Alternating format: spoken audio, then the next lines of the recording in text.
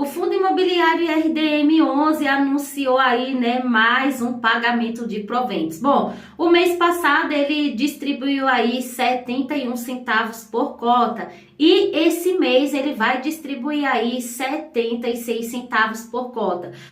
Um aumento aí de 8,12% com base em referência ao provento pago no mês anterior.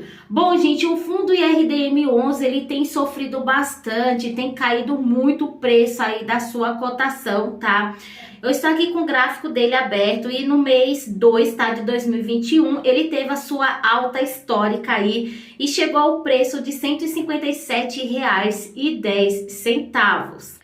E agora, gente, essa é a situação, tá, do valor da cota, tá? O valor patrimonial hoje é R$ 86,98 e o valor de mercado tá 74,01.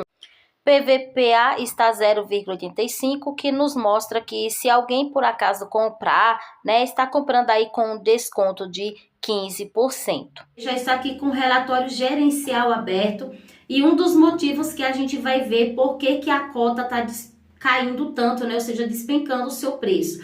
É claro que a gente sabe, gente, que quando o fundo ele passa a entregar menos rendimento do que o que ele entregava antes, e isso vai se tornando, né, algo assim constante, o preço da cota também vai se ajustando, porque muitos cotistas que tinham interesse em comprar ou continuar comprando porque pagavam altos rendimentos, esse interesse vai caindo e conforme o interesse vai caindo também o preço, tá? Isso está relacionado à oferta e demanda, tá? O fundo é a oferta, a demanda é a procura cai, o valor também cai, tá? É um produto, uma oferta, muita demanda, muita procura eleva o preço da oferta, do produto ofertado. Isso é, gente, praticamente, né, posso dizer assim, uma característica generalizada no setor de compra e venda, tá? Numa negociação de compra e venda.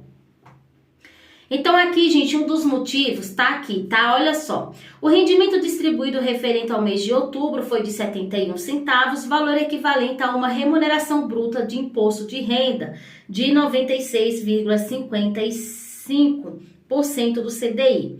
Em outubro não ocorreram resultados não recorrentes, tais como pré-pagamentos, prêmios ou negociações de ativos, como ganhos de capital relevantes. Adicionalmente, com o intuito de realizar um rebalanceamento na carteira, a equipe de gestão realizou a venda de alguns fundos de investimento imobiliário, mesmo que em preços inferiores ao custo médio. Além do mais, o resultado do mês foi também impactado negativamente por alguns ativos que seguem em período de carência e por conta da correção monetária. Apesar da deflação de junho ter sido expurgada do cálculo da atualização monetária dos CRIs, agora a carteira vem apresentando resultados aquém da média histórica em função da inflação baixa nos últimos meses. Julho já teve um aumento de 0,12% na inflação referente ao mês de junho. Isso porque, gente, o que acontece? Esse fundo imobiliário, ele tem um indexador atrelado ao IPCA, que é o índice de preço, de inflação. Em junho, historicamente, gente, foi negativo, assim, algo histórico no Brasil, porque o Brasil é um país de altos juros. Com isso, o que acontece? Ele tem uma taxa mais IPCA. A parte do IPCA, ela começou a cair. Então, isso já foi um motivo, tá? Para uma predisposição também para o valor dos rendimentos entregue vir sim a cair. Esse foi um dos motivos, não foi o único que eu já vou mostrar para vocês, tá? Então, aqui ele tá falando que não teve fatos relevantes. Ele tá falando também que as únicas movimentações foram alguns ativos de fundos imobiliários que ele vendeu e a gente já vai dar uma olhada nisso aqui, tá? Ele é basicamente mais CRIs, né, certificados de recebíveis imobiliários. A gente vai ver que o indexador atrelado a esses CRIs, né, a esses empréstimos que ele acabou cedendo a essas empresas, está sim atrelado ao indexador IPCA. E como a gente vai ver, a maior parte da divisão por indexador está sim atrelado ao IPCA. Um ponto importante que eu acho aqui no Fundo Imobiliário RDM11 é a diversificação, tá? Então, quando a gente vai ver no portfólio de CRI, o PL do patrimônio alocado em cada empresa é muito pequeno. É claro que isso aumenta o tanto de empresas dentro do fundo e aumenta também a chance, né, de acontecer alguma inadimplência, porque tem mais clientes. Porém, caso isso aconteça, o que acontece? É uma porcentagem pequena do PL, então isso vem minimizar o quê? Os problemas relacionados a rendimentos. Então, assim, tem um risco maior porque tem mais cliente no seu portfólio. Quanto mais cliente, mais risco, não é verdade? Como diz o ditado, ninguém tem uma estrelinha na testa, né? Mas com o PL bem pulverizado, caso aconteça inadimplência, e isso é muito comum, tá? Não existe zero risco de inadimplência em qualquer investimento, principalmente em renda variável, com risco aqui não só de oscilação de mercado, mas também de crédito. Porém, quando acontece, é uma porcentagem pequena.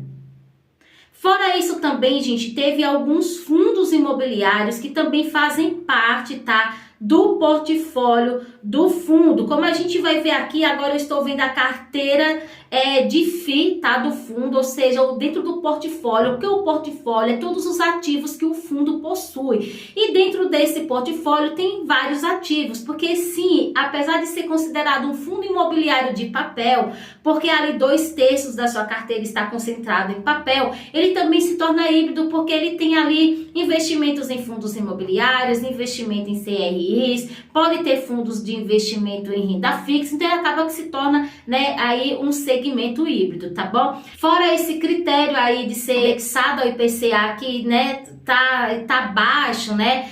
E também ao CDI, que também está baixando. Ainda essa semana o Copom se reuniu, né? Teve a reunião do Copom e reduziu de novo a taxa Selic. Então, nós temos aí a parte de IPCA caindo por conta do IPCA que está caindo, a outra parte atrelada ao CDI também, né, começa a entrar menos rendimentos porque o CDI também está caindo, e ainda tem o que? Outros ativos que também deram problemas, que não são os CRIs, mas que são os fundos imobiliários que compõem o portfólio do fundo. Então a gente tem o DEVA 11, a gente tem o VSLH 11, o TORD 11, e o HCTR11, certo? O hectare. Então, assim, esses ativos, esses fundos imobiliários também tiveram um probleminha. Por quê? Porque tinha ali, né, uns CRIs nesses fundos, e os CRIs estavam atrelados a uma empresa Gramados Parques, que ela não conseguiu pagar para ninguém. Inclusive, o IRDM também tinha aí CRIs dessa empresa em uma porcentagem pequena, mas tinha. E aí, o que aconteceu? Os CRIs dessa empresa, que eram 3, né, deixaram de entrar ali proventos provenientes dessa empresa. Esses fundos imobiliários que também tinha esses CRIs no seu portfólio, também deixaram de receber dessa empresa, ou seja, também deixaram de trazer uns rendimentos razoáveis para dentro do fundo. Então, por um lado, diminuiu os rendimentos ali trazidos dos CRIs, como também diminuiu ali os rendimentos trazidos da carteira de fundos imobiliários, né? Então, somando isso, mais a deflação, né? Mais o IPCA que tá caindo, gente, não deu outra, tá? Os cotistas que gostam aí de altos rendimentos, né? Houve aí uma queda no interesse e o fundo caiu bastante, né? Eu vou dar a minha opinião própria, tá? No final desse vídeo.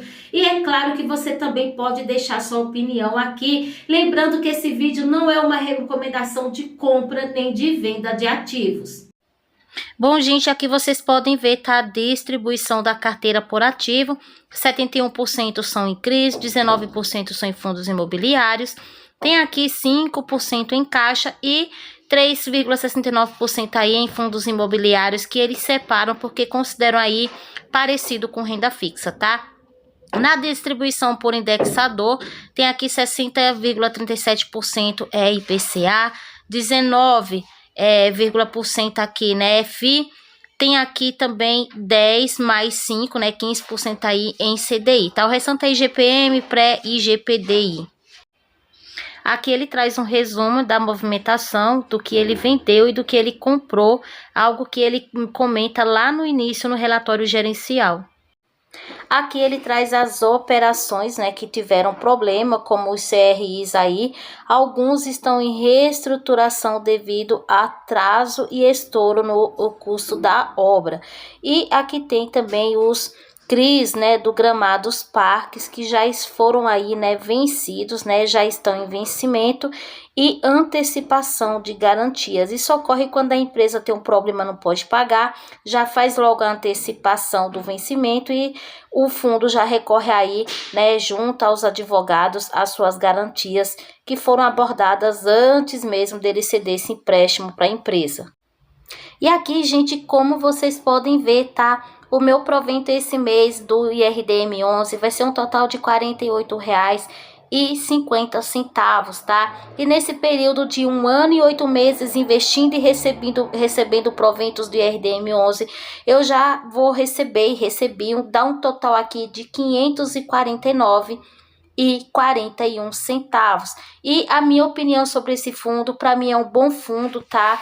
Porque apesar de ter tido problemas com crédito, com inadimplência, mas para mim ainda continua sendo uma carteira de portfólio bem gerida. Não é 100%, né? Pode melhorar muito, mas em comparação com outras que o PL alocado em empresa é muito concentrado, eu acho esse fundo ainda legal para os meus conceitos, tá? Oi, gente, antes de ir pro final do vídeo, né, eu queria trazer aqui uma notícia boa, tá? Gente, esse canal tá ficando chique, hein? É o seguinte, gente, eu acho que eu vou conseguir trazer aqui um analista, sim, já vai preparando a sua pergunta, hein? Vai fazendo suas anotações para tirar aqui as dúvidas com ele, sim, gente, porque quem vai fazer essa live e responder aqui as perguntinhas de vocês, as dúvidas, é o Danilo Barbosa, o analista, tá difícil, lá do Clube FI. Não sei se eu vou conseguir trazer a Lana junto, mas pelo menos o Danilo eu sei que a gente vai conseguir, pelo menos estamos conversando, tá bom? Bem, gente, esse foi o vídeo de hoje, até a próxima e que Deus abençoe a nossa vida, a nossa saúde e a nossa vida financeira também. Tchau!